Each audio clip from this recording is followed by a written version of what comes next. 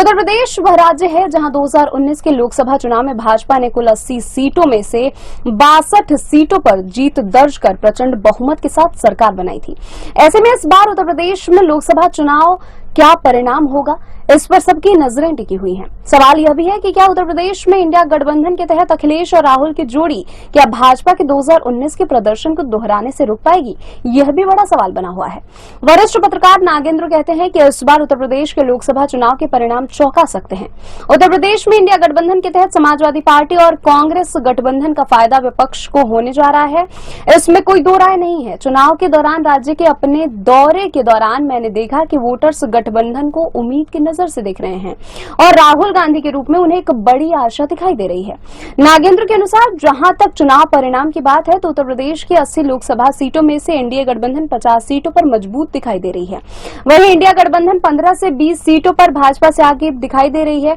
वहीं 5 से 10 ऐसी लोकसभा सीटें हैं जहां पर कांटे के मुकाबले में फंसी हुई है। इन सीटों के चुनाव परिणाम किसी तरफ जा सकते हैं। आजमगढ़ सीट पर भाजपा और सपा में कांटे का मुकाबला है।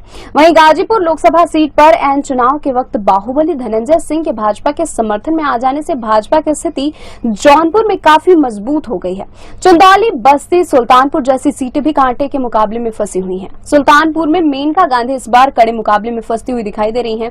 सहारनपुर और बाराबंकी जैसे लोकसभा सीटों पर इंडिया गठबंधन भाजपा का हावी होता दिखाई दे रहा है। बीबीसी के पूर्व पत्रकार और राजनीतिक विश्लेषक रामदत्त त्रिपाठी कहते हैं कि इस बार देश के सबसे बड़े सूबे में लड़ाई कांटे की है।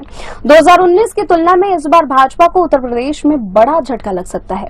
रामदत्त त्रिपाठी कहते हैं कि अगर उत्तर प्रदेश की 80 लोकसभा सीटों की बात की जाए तो भाजपा 40 से 50 सीटों के बीच रुक सकती है। इसका बड़ा कारण उत्तर प्रदेश में इंडिया गठबंधन के तहत अखिलेश यादव और राहुल गांधी की जोड़ी का चुनावी मैदान में होना है।